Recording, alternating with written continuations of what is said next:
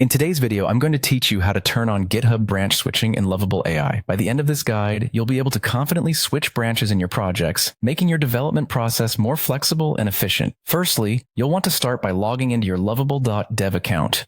Make sure you're using the correct login credentials so you can seamlessly access your dashboard. Once you're logged in, you'll need to navigate to the settings section. If you're not familiar with where this is, don't worry. Just look for the settings icon, often represented by a gear or cog symbol. Once you're there, go to the account section. Within account, you'll find labs. This is where some of the more experimental features are housed within Lovable AI.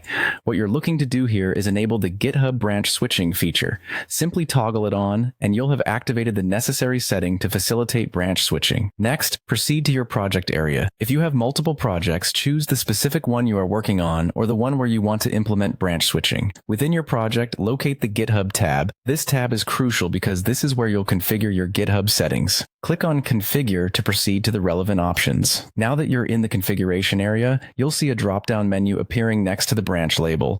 By default, this will show main, which is the primary branch for most projects. However, if you're working in an environment where different branches are pivotal for development or testing purposes, you'll need to select the branch you intend to work on from this drop-down menu. Once you have successfully selected a branch other than main, all the changes and edits you make within Lovable AI will be applied to this new branch.